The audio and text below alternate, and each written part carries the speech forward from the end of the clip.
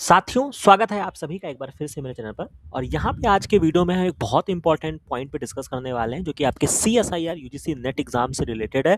और एक चीज़ मैं यहाँ पे क्लियर करना चाहूँगा वीडियो के स्टार्टिंग में ही कि जो आपका अभी करंट में आपका सीएसआईआर का जो आपका जून में एग्जाम होने वाला है, ये उस पे एप्लीकेबल नहीं है। हम जो यहाँ पे डिस्कस करने वाले हैं वो हम दिसंबर 2026 के एग्जाम के डिस्कस करने वाले हैं, क्योंकि जो आपका सिलेबस भी चेंज हुआ है, जो कि आप देख सकते हैं सीएसआईआर के ऑफिशियल वेबसाइट पे अगर आप जाते हैं तो आपको लाइफ साइंस एंड बायोटेक्नोलॉजी, जो कि अगर हम लाइफ साइंस को डील करते हैं तो खास तौर से अगर हम उसकी बात करें तो आपका लाइफ साइंस का एग्जाम जो है आपका, सिंपली हम ये कहना चाहें कि आपका सीएसआईआर और डीबीटी जो है वो आपका मर्ज हो गया है।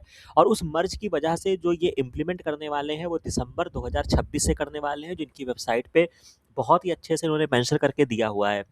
ठीक है। लेकिन एक महत्वपूर्ण बिंदु यहाँ पे जो निकल के सामने आता है कि अपडेटेड सिलेबस क्या होगा, जिसके बारे में इन्होंने सिलेबस प्रोवाइड कराया। आपसे भी इन्होंने जानकारी हासिल करने की कोशिश की कि क्या आप उस सिलेबस से सैटिस्फाइड है या नहीं सैटिस्फाइड है।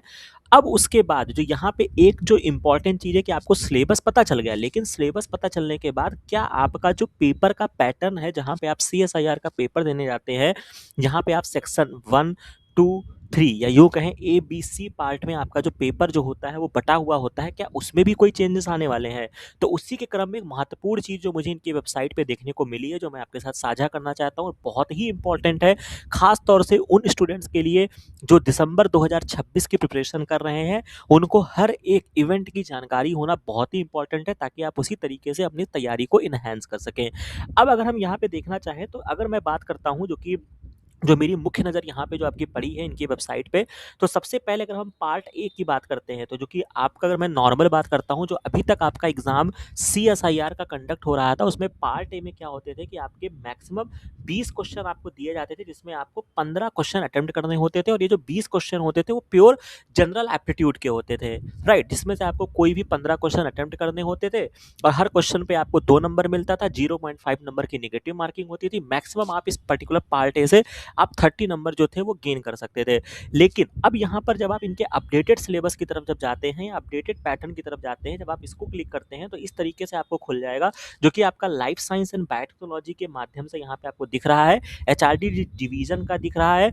और यहाँ पे जो इंपॉर्टेंट चीज़ जो मुझे देखने को मिली है कि जो आपका पार्ट ए के बारे में बोला गया है कि this part shall carry 20 question, जो कि आपके general science, quantitative reasoning, analysis and research aptitude पे आधारित होंगे। यानी कि यहाँ पे बहुत मेजर डिफरेंस आपको देखने को मिल रहा है कि पहले जो था वो केवल और केवल आपके जनरल एप्टीट्यूड पे निर्धारित था, और जो हम देखते भी थे सीएसआईआर के पैटर्न में। लेकिन मुझे ऐसा लगता है जो कि इन्होंने डीबीटी को मर्ज किया है, और डीबीटी का जो पार्ट ए होता था वहाँ पे आपके रिसर्च मेथोडोलॉजी कह सकते हैं, क्वांटिटेटिव रीजनिंग हो गया, apart from that general science के भी क्वेश्चन आते थे। लेकिन यहाँ पे भी एक इंपॉर्टेंट चीज़ है, क्योंकि उन्होंने नंबर ऑफ क्वेश्चन पे छेड़खानी नहीं किया है। तो 20 क्वेश्चन में ये किस तरीके से इन 4 चीज़ों को समाहित करते हैं, ये भी एक बहुत इंटरेस्टिंग फैक्ट होगा। बट आपके लिए ये जानना बहुत इंपॉर्टेंट है, और जो भी यहाँ पे आप प्रिपरेशन कर रहे हैं दिसंबर 2026 के लिए, वो इस बात पे भी क्लियर हो जाए कि आपको जो पार्ट ए मिलने वाला है दिसंबर 2026 से, वो आपका डिफरेंट होने वाला है। तो यानी कि सीएसआईआर में अब आपका पार्ट ए जो होगा वो आपका general science, quantitative reasoning, analysis and research aptitude के क्वेश्चन आपको देखने को मिलेंगे।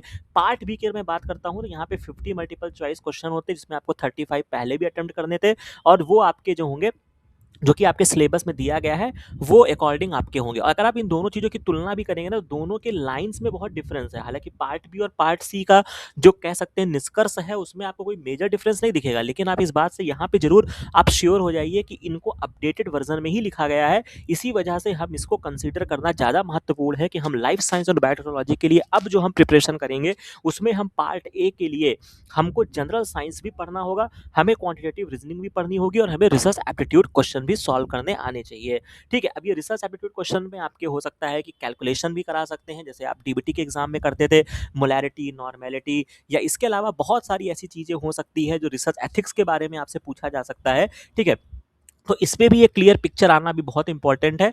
इसके बाद जो आपका पार्ट सी है, यहाँ पर भी देखेंगे इसकी लैंग्वेज आप पढ़ते हैं और इस पुराने वाले की लैंग्वेज आप पढ़ते हैं, तो आपको चेंजेस दिखेंगे। लेकिन मेन निष्कर्ष यही है कि जो आपका पार्ट सी होने वाला है, उसमें आपके 75 क्वेश्चंस रहेंगे, और उस 75 क्वेश्चंस में आपको केवल और केवल 25 क्वेश्चंस के आंसर करने होंगे, जो कि आपके एनालिटिकल इन द नेचर के होंगे। ठीक है। तो ये आपका 100 नंबर का हो जाएगा। निगेटिव मार्किंग जो है वो आपके 0.25% फॉर ईच रॉन्ग आंसर आपका होगा, जैसे कि आपके पुराने टाइप में होता रहता है कि भाई 4 नंबर का क्वेश्चन है तो 1 नंबर आपका नेगेटिव मार्किंग होगा, 2 नंबर का क्वेश्चन है तो आपका 0.5 जो होगा वो आपका नेगेटिव मार्किंग होगा। बाकी सिलेबस जून 2026 तक क्या होने वाला है वो आपका कांस्टेंट है। जो बच्चे अभी जून का एग्ज़ाम देने जा रहे हैं उनको चिंता करने की बिल्कुल आवश्यकता नहीं है। लेकिन जो हमारे दिसंबर 2026 वाले स्टूडेंट हैं उनको रिवाइज़्ड सिलेबस यहाँ पे मेंशन है, जिसके बारे में हमने ऑलरेडी चर्चा करके रखा हुआ है। तो ये आप देख सकते हैं, यहाँ पे अब 14 यूनिट्स हो चुकी है, जो कि आप बहुत अच्छे से इसको समझ सकते हैं। और इसके अलावा जो आप यहाँ पे एक और भी चीज़ है कि अगर आप इनके क्वेश्चन पेपर की तरफ भी जाना चाहते हैं, तो भी इन्होंने अपने वेबसाइट को बहुत अच्छा इम्प्रूव कर दिया है। तो अगर आप इनके क्वेश्चन पेपर की तरफ जाते हैं, तो भी आपको बहुत सारे एग्ज़ामिनेशन के क्वेश्चन पेपर भी आपको देखने को मिलेगा। मॉडल क्वेश्चन पेपर की तरफ आप क्लिक करते हैं और अगर आप इसमें लाइफ साइंस की तरफ आएँगे, तो आपको लाइफ साइंस पे क्लिक करना होगा, ठीक है? अब इस तरीके से आपको क्वेश्चन पेपर के जो मॉडल क्वेश्चन पेपर हैं वो आपको मिल जाएँगे। बाकी आप चाहें तो इनके प्रीवियस क्वेश्चन भी आपको देखने को मिल जाएगा, ठीक है? अब अगर मैं इसमें देखना चाहूँ तो ये मैं आपको दिखा देता हूँ इनके क्वेश्चन पेपर क्वेश्चन आंसर की आर्काइव में अगर आप आते हैं, तो ये देख लीजिए जो आपके रीसेंट पेपर आपके कंडक्ट हुए हैं उनके सारे क्वेश्चन पेपर भी आपको यहाँ पे अवेलेबल मिल जाएगा सरलता के साथ। तो आपको कहीं भटकने की आवश्यकता नहीं है, आपको यहाँ पे क्लिक करना है और अपने रिस्पेक्टिव क्वेश्चन पेपर को क्या करना है, डाउनलोड कर दें। जैसे मान लीजिए कि आपको लाइफ साइंस का करना है तो आप लाइफ साइंस कर सकते हैं, केमिकल साइंस करना चाहते हो तो केमिकल साइंस कर सकते हैं। तो कहानी का सारांश ये है कि आपका पार्ट ए जो है वो अब यहाँ से डिफरेंट होने वाला है, जो कि मैंने लाइफ साइंस में भी दिखा दिया। अपार्ट फ्रॉम दैट अगर आप केमिकल साइंस में भी आते हैं, तो भी आपको यहाँ पे देखने को मिलेगा कि ये जो लाइन है वो आपकी बदल चुकी है। General science, quantitative reasoning, analysis and research aptitude, आपको यहाँ पर भी वो पॉइंट देखने को मिल रहा है, ठीक है? और चाहे आप केमिकल साइंस की तरफ आते हैं या अगर आप फिजिकल साइंस की तरफ भी आते हैं, तो भी आपको यही लाइन मेंशन की जा रही है पार्ट ए के केस में। तो मुझे लगता है कि ये यूनिवर्सल हो गया है कि आपका पार्ट ए जो है अब वहाँ पे जनरल साइंस, क्वांटिटेटिव रीजनिंग और एनालिसिस एंड रिसर्च एप्टीट्यूड के क्वेश्चन भी आपको देखने को मिलेंगे। तो ये एक बहुत ही इंपॉर्टेंट अपडेट थी जो मुझे लगता है कि आपके साथ साझा करना चाहिए था, जिसको मैं आपको समझाने में भी बहुत अच्छे तरीके से सक्षम रहा हूँगा।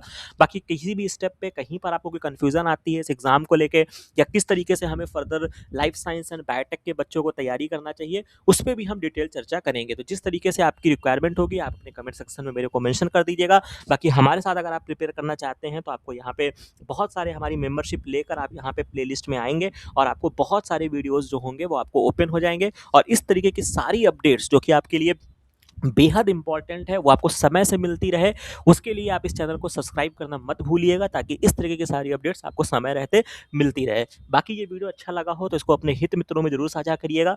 बाकी मिलते हैं नेक्स्ट वीडियो में नेक्स्ट इन्फॉर्मेशन के साथ। Thank you very much.